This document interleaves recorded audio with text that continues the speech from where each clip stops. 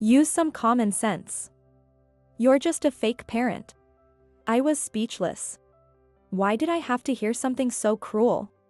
John, the son of my husband, Mike, from a previous marriage, was recently accepted into a prestigious medical school. I had just decided to pay for his tuition and had returned from the bank. I was wearing the suit I had prepared for the entrance ceremony and showed it off to them. Their reactions were cold. Mike frowned, and John looked obviously displeased. I couldn't understand why. Being called a fake felt like a deep thorn piercing my heart.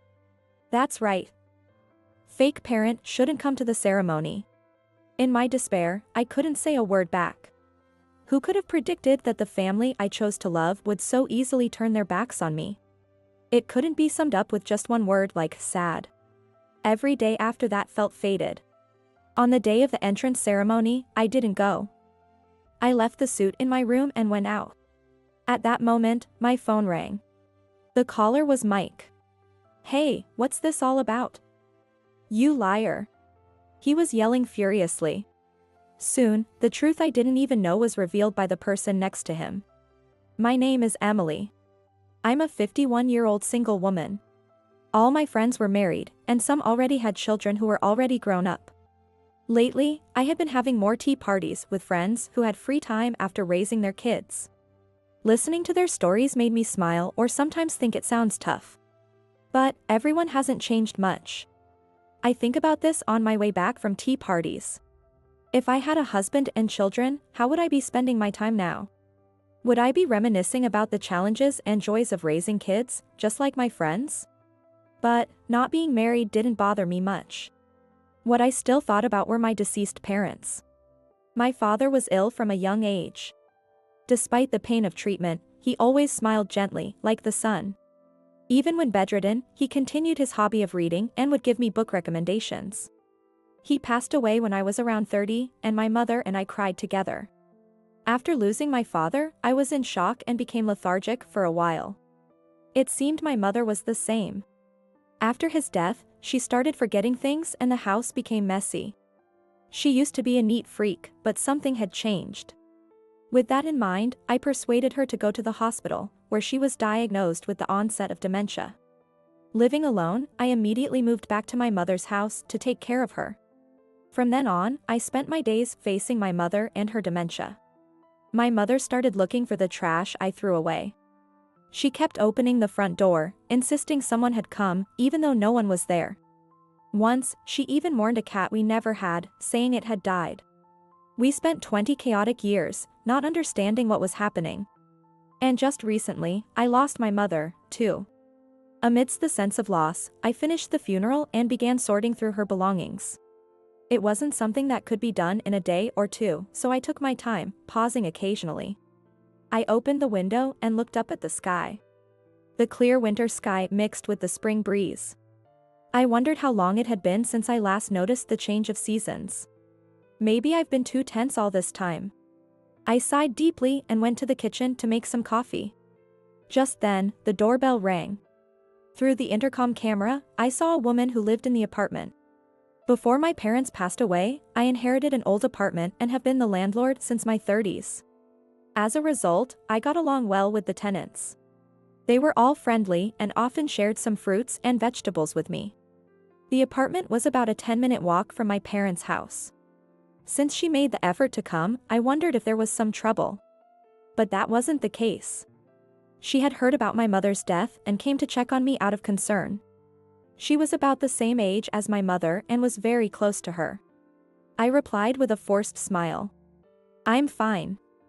I knew this day would come eventually. But, you know, Emily, you seem a bit down lately."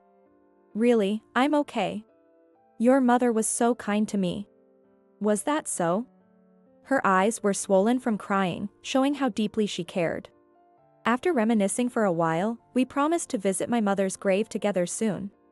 Knowing there were people who cared for her like this would surely bring my mother peace. Suddenly, I remembered something.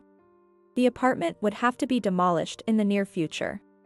Just before my mother passed away, I received a letter from the city hall about a meeting. At the meeting, they explained that the area was slated for urban development, and the spot where the apartment stood would be turned into a road. So it's 5 years from now. I sipped my coffee and stared blankly at the calendar on the table.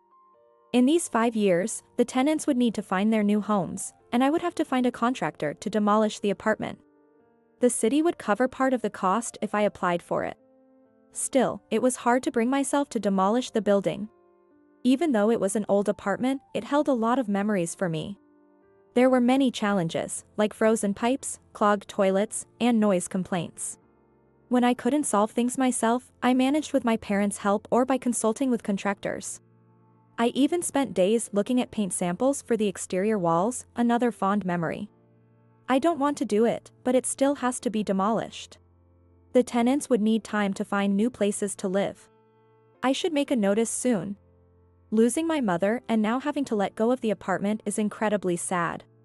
To distract myself from these feelings, I quickly drank up my coffee.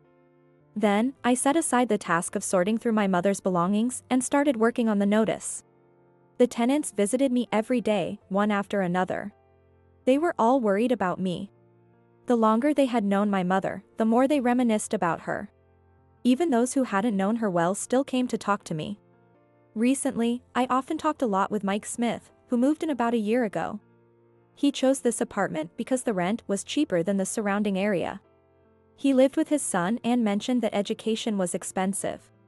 "You've been through a lot, Emily." "Thanks, but it can't be helped."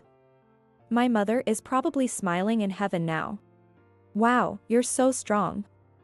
"I lost my wife a few years ago, and it was tough to recover." "Oh, really?" "Yes. She was sick, and it was an incurable disease." "Was she in the hospital?" "No, I took care of her at home." "It must have been hard, especially with your son." "I was taking care of my wife while I cooked, went to parent-teacher conferences at kids' school, stuff like that. It was hard work." His cheerful demeanor didn't show any signs of hardship. Perhaps that was part of his charm. His stories were always interesting and made me laugh. Talking with Mike made me forget about my grief over losing my mother and the sadness of having to demolish the apartment. Gradually, I realized I was attracted to him.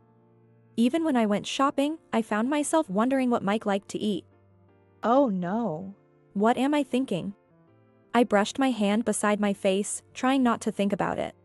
In my 50s now, I should know my place. I kept telling myself this. But whenever I saw Mike, we had such enjoyable conversations that my resolve wavered. Over time, Mike and I grew closer. One sunny day, Mike came to me with a serious expression. He said he needed to talk, so I invited him inside. I wondered if he was going to tell me he was moving out soon because of the notice I had posted. Feeling a bit nervous, I sat across from him and he began to speak. "Actually, I have something to tell you." "What is it?" "You seem so formal." "Well, I've liked you for a long time, Emily." Slowly, he pulled a small case from his pocket. As he opened the lid, he said to me, "Will you marry me?" Inside was a beautifully elegant ring, sparkling brightly. "What? Me?" I was so surprised I blinked several times. I thought it must be a mistake or a joke, but it wasn't. Mike leaned forward and said, "Emily, you're so calm yet so much fun to talk to. I want to spend the rest of my life with you. But I'm already 51. Age doesn't matter. I don't choose people based on that." Mike looked at me seriously and said this. "Marriage is about living together. I want you to be the person I share my life with." "Mike. But maybe I'm not good enough. I have a grown-up child." "That's not true. I care about you too, Mike." And so, I accepted his proposal and we decided to get married. That night, I took a long shower, staring up at the ceiling. I never imagined that something like this would happen at this stage of my life. You never know what life will bring. As I looked at my flabby arms, I wondered if I could even fit into a wedding dress. While these thoughts occupied my mind for a few days, Mike came to me with some good news. His son, John, had been accepted into a prestigious medical school. Wow. Congratulations. Yes, it's such a relief. He was so stressed during the exams, and now we can finally relax. We should celebrate. How about we order some pizza? Well, there's a bit of a problem. What is it? Even though he got in, we can't afford the tuition and fees. Medical school is quite expensive. Oh no. We need to at least pay the entrance fee by the deadline. Seeing him so distressed, I couldn't help but feel troubled too. At this rate, John wouldn't be able to start medical school. If only I had been more prepared. Mike clenched his fists, frustration evident on his face. He wanted to become a doctor to help his mother when she got sick. I had no idea how much medical school would cost. While I couldn't cover all the expenses, I thought I might be able to manage the entrance fee. I can handle the entrance fee. Really? His face lit up immediately. Yes. After all, we're family now. Thank you. Thank you. Now John can become a great doctor. Don't cry. Let's support John together. I then found out the exact amount needed for the entrance fee and started preparing for the transfer. Actually, the city had deposited some money as compensation for the upcoming demolition of the apartment. I checked the balance on my bank app and told Mike and John that I could cover the entrance fee. That's great. Thank you, Emily. I mean, Mom. This is wonderful news. All right, let's celebrate with that pizza. Congratulations on your acceptance, John. It looks delicious. Thank you. They eagerly reached for the pizza, eating it all up. Seeing them enjoy it so much made me feel like I was looking at my own son, and I felt incredibly happy.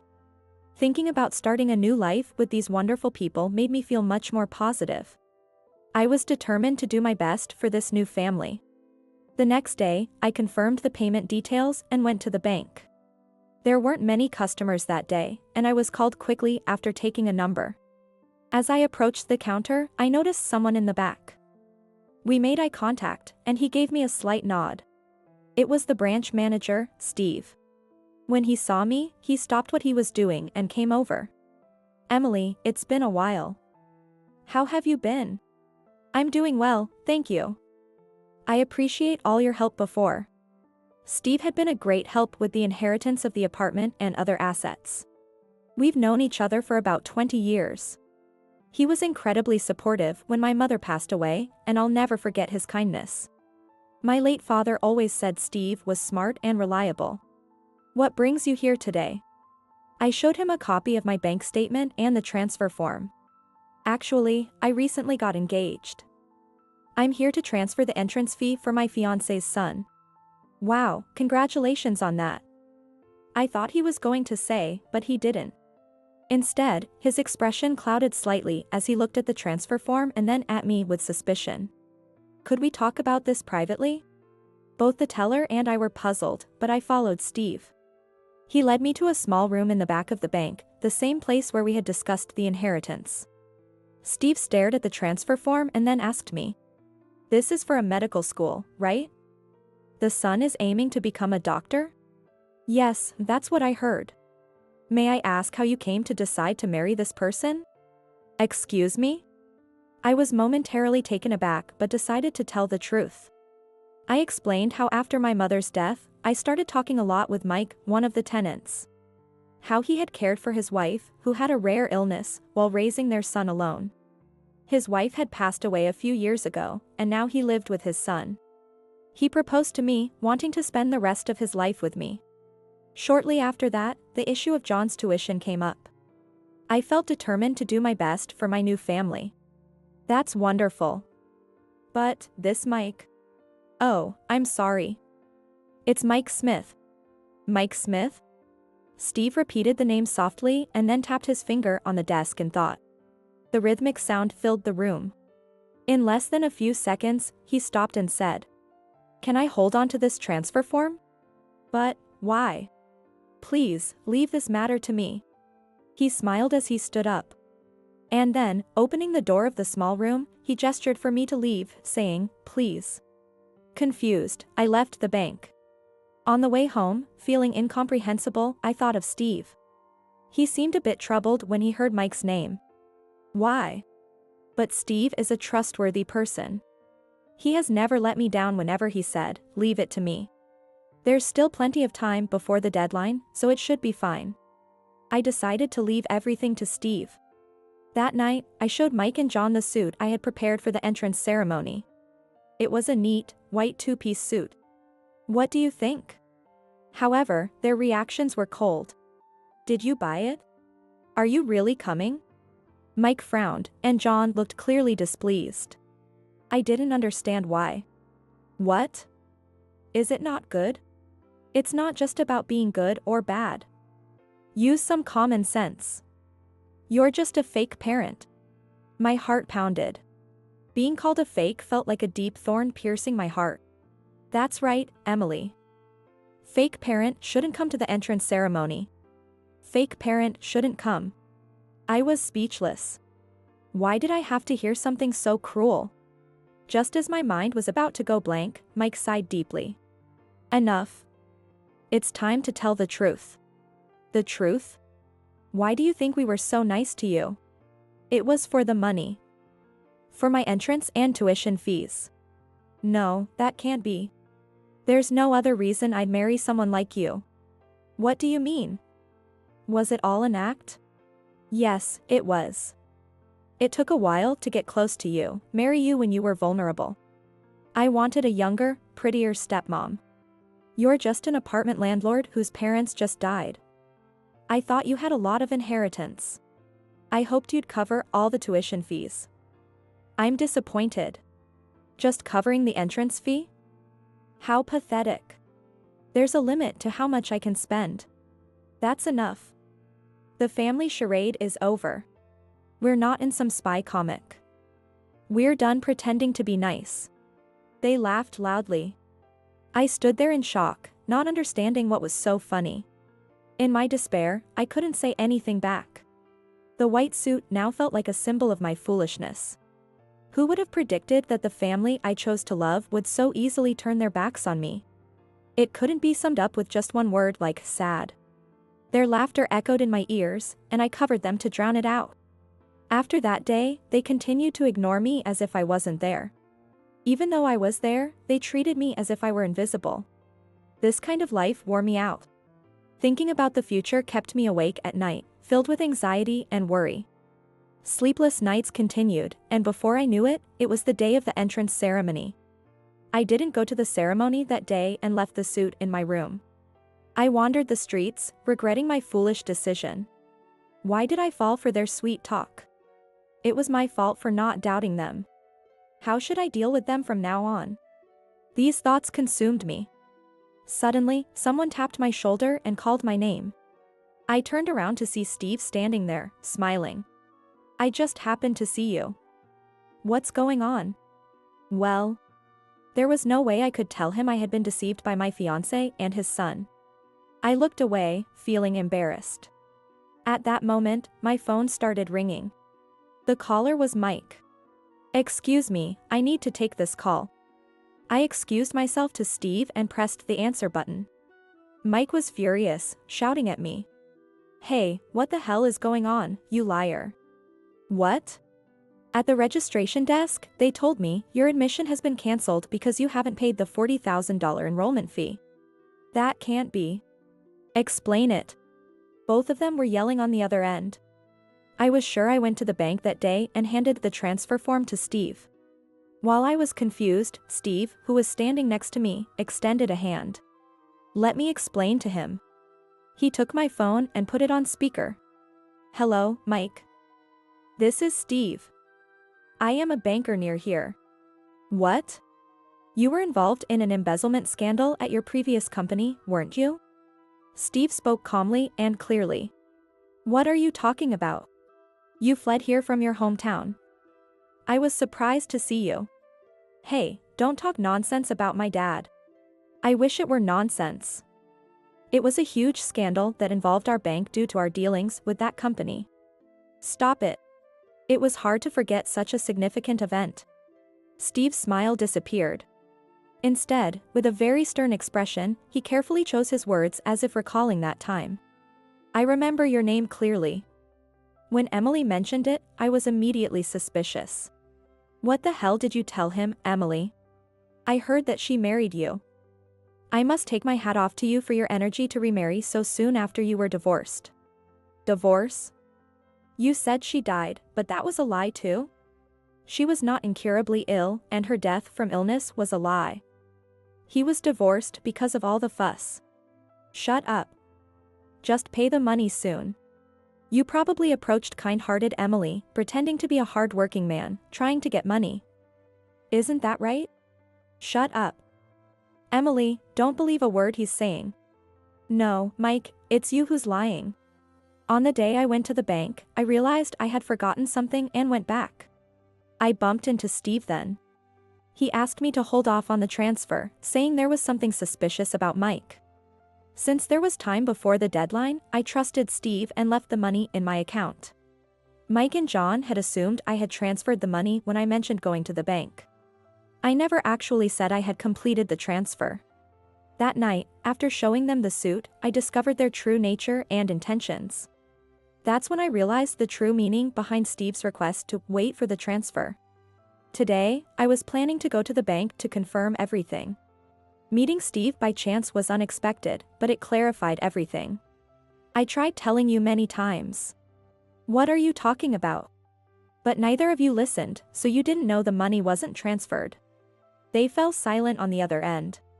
Faced with the truth from both Steve and me, they had nothing left to say. A few seconds later, the call abruptly ended, and all I could hear was the bustle around me. After that day, Mike and I decided to divorce rather quickly. Mike must have realized that I had uncovered everything and knew about my financial situation, so he decided to cut ties. I never imagined that his carefree laughter was just a facade. He left my apartment and this town with John, as if fleeing. John had always been trouble, frequently getting into incidents even in high school. However, because his grades were good, the teachers turned a blind eye and didn't make a fuss about it. Looking at the empty room they left behind, I recalled those rumors. Can something like this really happen? It felt like a story from a novel or TV drama, something that could be either true or not true. Yet, he had the ability to get into a top medical school. I regretted that he couldn't use his intelligence for something better. I'm done with marriage. A few years later, my apartment was rebuilt in a different location. And it was only a few minutes' walk from where it originally was.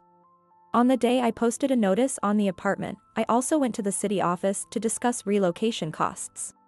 During that visit, we discovered an error in the construction plans for the development project by chance. As a result, the development area was revised, and the apartment only needed to be moved slightly. This surprised and delighted both me and the other residents.